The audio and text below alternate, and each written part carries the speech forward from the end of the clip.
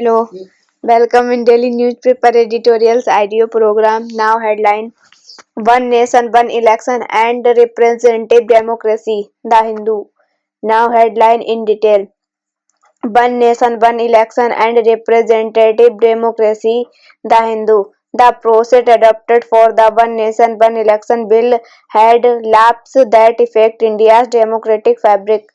KGDCN Chinmay Bandre, KGDCN is with the Department of Public Administration, Rajiv Gandhi National Institute of Youth Development, Regional Centre, Chandigarh. Chinmay Bandre is Senior Research Associate, MIT School of Government, MIT, SOG, Pune. The Constitution 129th Amendment Bill 2024 that was tabled in the Lok Sabha proposed simulated election for the Lok Sabha and State Union Territory legislative assemblies with the introduction of Article 82A. This ambitious reform seeks to synchronize elections, fix the tenure of the Lok Sabha and simultaneously Allegan elections of the state assemblies. If the Lok Sabha or a state assembly is dissolved before its 5-year term, mid-term election will only cover the remainder of the original tenure. The bill also amends Article 83, 172 and 327 with changes effected from a appointed date post 2029 general election, thereby tentative simulation election in 2034. A second bill, the Union Territories Law Amendment Bill 2024, aligns the tenure of Union Territories legislative assemblies with the Lok Sabha and state assemblies. While the proposal seeks administrative efficiency and reduce election fatigue, critical question arises: has the One Nation, One Election (ONOE) process been truly exclusive and representative?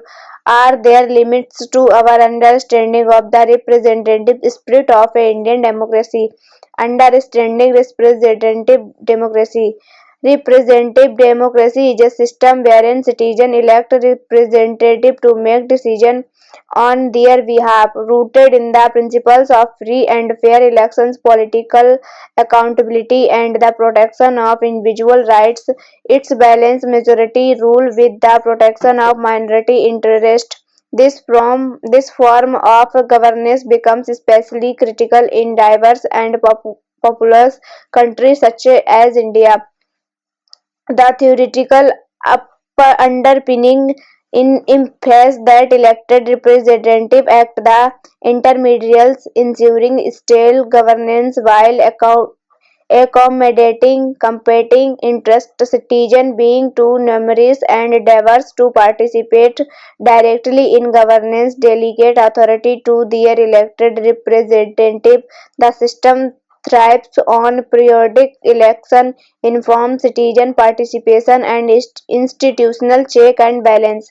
In 13 countries, significant segments supported strong leaders by passing parliamentary checks, reflecting frustration and institutional inefficiency.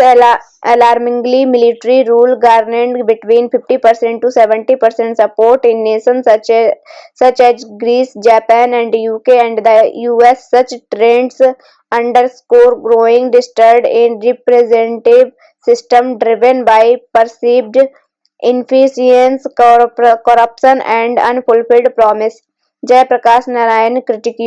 In India, debates about representative democracy are not new. Jay Prakash Narayan, in his seminal work A Plea for Reconstruction of Indian Polity 1959, offered a deep critique of parliamentary democracy. JP argued that reliance on individual voting creating an atomized society where fragmented partisan politics overshadows the collective national interest. JP highlighted the following debates: risk of minority governments in a multi-party system like India. He warned that parliamentary democracy risks unstable and unrepresentative governments. First, democracy and populism. JP highlighted how political parties manipulate public opinion through half-thrust empathy, promise, and device rhetoric. Second, centralization of power. Parliamentary democracy, according to JP, concentrates power in the state, weakening intermediary institution between citizens and the national government. Such procedural lapses risk alienating citizens and stakeholders, undermining trust in the reform process. In a diverse democracy like India, meaningful public engagement is vital to ensure that policy reflected varied perspectives and foster consequence implication for representative democracy. The ONOE bill raises critical questions about the representative nature of Indian democracy. First, centralization barriers federalism, ignoring election risk, a further centralizing of power potentially undermining the federal spirit of the constitutional state. Specific issues may be overshadowed by national narrative. Second, inclusive and participation by curtailing consulations and rushing reforms. The government risks sidling citizens' voices,